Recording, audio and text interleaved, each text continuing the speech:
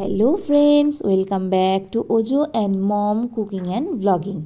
2024 সালে কৃষ্ণনগরে জগদ্ধাত্রী পুজোর একটি ভিডিও আমি আগের দিনই তোমাদের সাথে শেয়ার করেছিলাম। আজকে আরও একটি ভিডিও তোমাদের সাথে শেয়ার করছি। এদিনটা ছিল পুজোর দিন। আগের দিনের যে ভিডিও সেটা পুজোর আগের দিনের ঠাকুরের ভিডিও, আর এই দিনকে যে আজকে যে ভিডিওটা তোমাদের সঙ্গে শেয়ার করছি এটা হচ্ছে পুজোর দিনে সন্ধ্যেবেলা যে ঠাকুর দেখেছি সেই ভিডিও। প্রথমে গেছিলাম বেজিখালের ঢালে, কিন্তু এত ভিড় ছিল, লাইটিং দেখে আমরা চলে এসেছি। ভিড়ের যন্ত্রণায় আর কি আমরা কিন্তু ঢুকতেই পারলাম না মণ্ডপে। সেখান থেকে আমরা বউবাজারে চলে এসেছিলাম। বউবাজারের সমস্ত প্যান্ডেলটা আমার ভারী ভালো লেগেছে। এখানে নাকি সমস্ত কাজই পিতল আর তামা দিয়ে করা হয়েছিল। সেটা প্রথমে আমি বুঝতে পারিনি, পরে শুনেছি। প্রথমে বুঝতে পারলে হয়তো আরেকটু মন দিয়ে দেখতাম। এত ভিড়ের জন্য বেশিক্ষণ দাঁড়ানোও যায় না, পিছন থেকে ক্রমাগত ঠেলতে থাকে বাইরে যাওয়ার জন্য। আসলে পিছনেও তো অনেকের লাইন থাকে, তারাও তো দেখবে। একজনা যদি অনেকটা সময় নিয়ে নেয় তাহলে কি করে হবে। তো এই হলো প্রতিমা বউবাজারে। তারপরে আমরা গিয়েছিলাম মালিপাড়ায় প্লাস্টিকের গ্লাস দিয়ে খুব সুন্দর করে প্যান্ডেলটা বানানো হয়েছিল। আর এই হলো মালিপাড়ার প্রতিমা। মালিপাড়া থেকে আমরা চলে গেলাম রায়পাড়াতে দেখতে। রায়পাড়ারও প্যান্ডেলটা ভারী সুন্দর হয়েছিল। থিম আমি বলতে পারবো না, কিন্তু প্যান্ডেলটা খুব সুন্দর হওয়ায় আমরা এখানে প্রচুর ছবি তুলেছিলাম।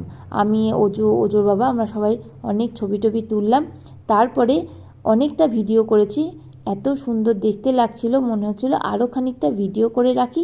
আসলে যতটা ভিডিও করে তোমাদের সঙ্গে শেয়ার করব সেগুলোই তো দীর্ঘদিন ধরে রয়ে যাবে, যতদিন না অবধি ডিলিট করব বা ডিলিট করতে হয়। ঈশ্বর না করুন যেন চ্যানেল থেকে আমার এই ভিডিওগুলো ডিলিট করতে হয়। তাহলে এত সুন্দর সুন্দর ভিডিওগুলো আমি আর বুড়ো বয়সে কী করে দেখবো বলো। বুড়ো বয়সে তো তখন আমি দেখবো যে আমি কত সুন্দর সুন্দর জায়গায় কত সুন্দর সুন্দর ঠাকুর দেখে ঘুরে বেরিয়েছি। আর এই হলো রায়পাড়ার প্যান্ডেল। কী দিয়ে তৈরি হয়েছিল বলতে পারবো না, কিন্তু দেখতে খুব সুন্দর ছিল। আর এই হলো রায়পাড়ার মা জননী। তো রায়পাড়ার মা জননীকে দেখার পরে আমরা গেলাম অন্য একটি ঠাকুর দেখব বলে। আমরা সোজা চলে গেছিলাম রেড রোড ষষ্ঠীতলা দেখতে। রেড রোড ষষ্ঠীতলায় এবারে থিম হয়েছিল বাচ্চাদের উপরে যে পড়াশোনার চাপ দেওয়া হয় আজকাল, তার উপরে পড়াশোনার চাপে যে বাচ্চাদের শৈশব নষ্ট হয়ে গেছে তার উপরেই এখানকার থিম ছিল। আর নাম দিয়েছিল হারানো শৈশব। কিন্তু ঢোকার মুখে কেন এই ধানের এগুলো দিয়েছিল সেগুলো আমি বুঝতে পারিনি। যাই হোক, সেখান থেকে ABCD সমস্ত ঝুলছে।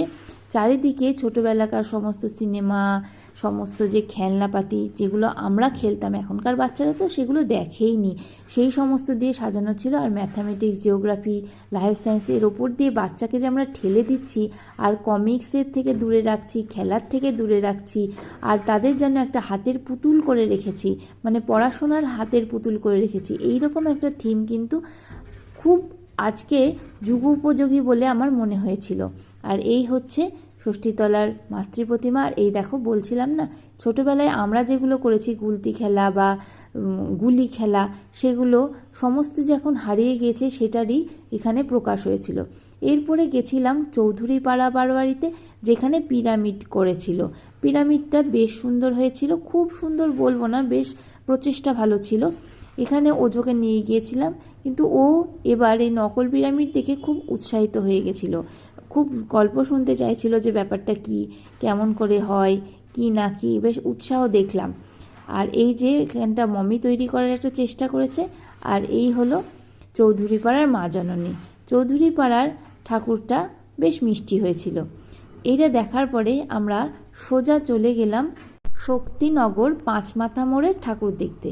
এখানে যে আগের পুতুল নাচ ছিল, আগে যে আমরা ছোটোবেলায় দেখতাম, এখন তো দেখাই যায় না, সেই পুতুল নাচটাই এখানকার থিম ছিল। বিভিন্ন রকমের পুতুল দিয়ে নাচ, এই সমস্তই থিমটা খুব সুন্দর করে এখানে মেলে ধরা হয়েছিল। ছোটোবেলাকার সমস্ত রকমের যে পুতুল আমরা খেলতাম, কাগজের পুতুল ছিল মনে আছে, যেগুলো আমরা বাঁশের ওপরে করে, বাঁশের একটা সরু কাঠির ওপরে করে উপর নিচ করে খেলতাম সেরকম। আর এই হচ্ছে কলের পুতুল, বাঁ দিকে ডান দিকে ঠিক এইভাবেই কলের পুতুল দিয়ে সারা মণ্ডপটা সাজানো, খুব সুন্দর হয়েছিল এবং ভিড়ও প্রচণ্ড ছিল।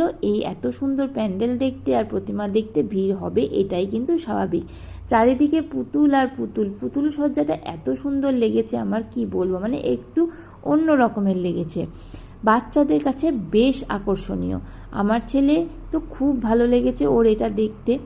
এবার এখানকার যে ভিতরের জায়গাটা সেটা ছাদটা অন্যভাবে একটু সাজিয়েছিল। আর এই হচ্ছে এখানকার মা জননী। এবার আমরা এখান থেকে সোজা চলে গেলাম এমএনবি ক্লাবে। এমএনবি ক্লাবের যে প্যান্ডেলটা সেটা বিশাল একটা মাঠের মধ্যে হয় এক প্রান্তে, আর মাঠের চারিপাশ দিয়ে বিশাল যে মাঠ সেখানে মেলা বসে আর খাওয়া দাওয়ার দোকান থাকে, তারপরে স্টেজ থাকে যেখানে পারফরমেন্স করা হয়।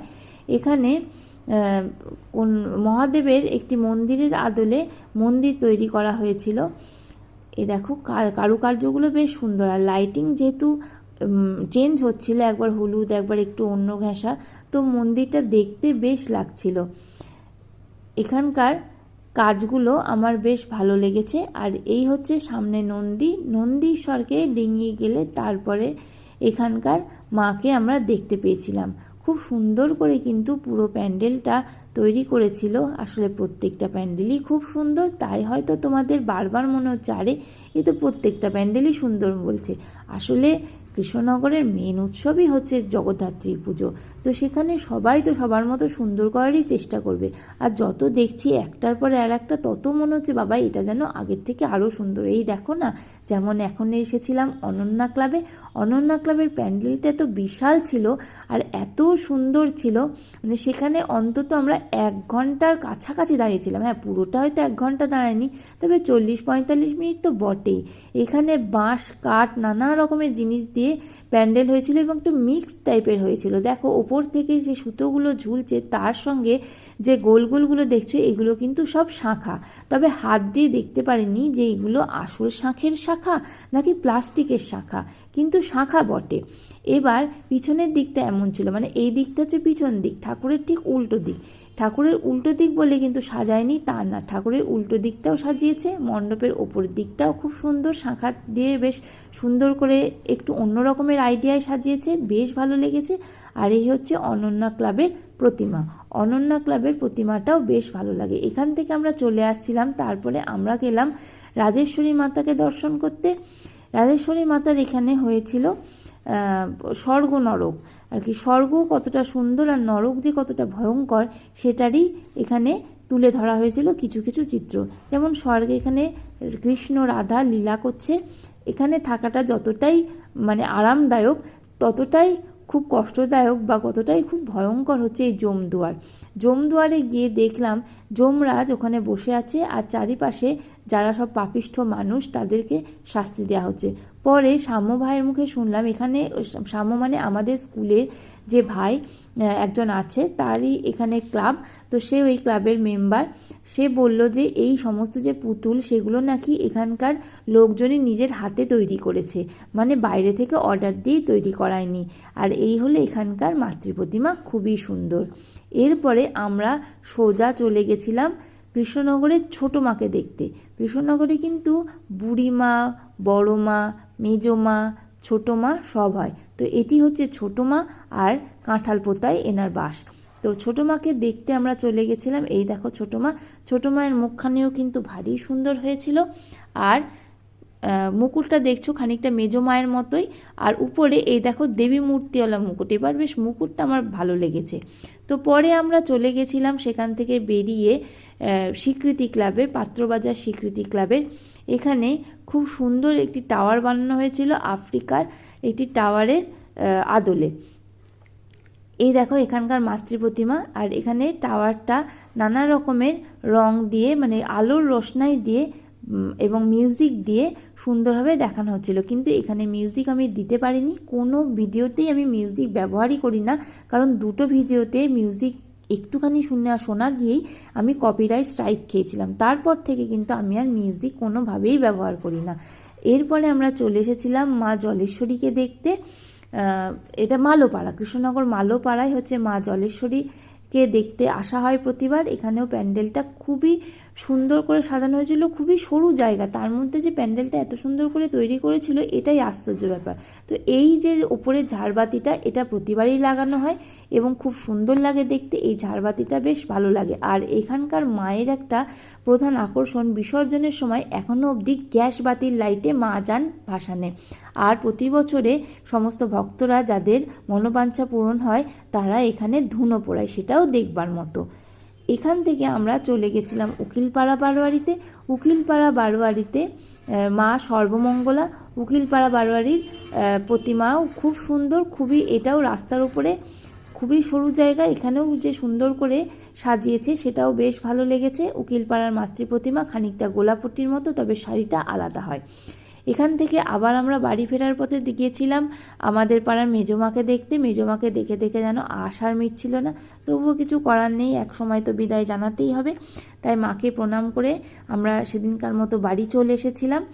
আর তোমাদের আশা করি ভিডিওটা ভালো লেগেছে বন্ধুরা। যদি ভালো লাগে তাহলে অবশ্যই একটা লাইক, শেয়ার করো, কমেন্ট করো। আর নতুন বন্ধুরা প্লিজ আমার চ্যানেলটা তোমরা সাবস্ক্রাইব করে নিও। ফেসবুক বন্ধুরা প্লিজ আমাকে একটু ফলো করে নিও। আর জগদ্ধাত্রী পুজোর পরের দিন আমরা গেছিলাম বুড়িমাকে দেখতে।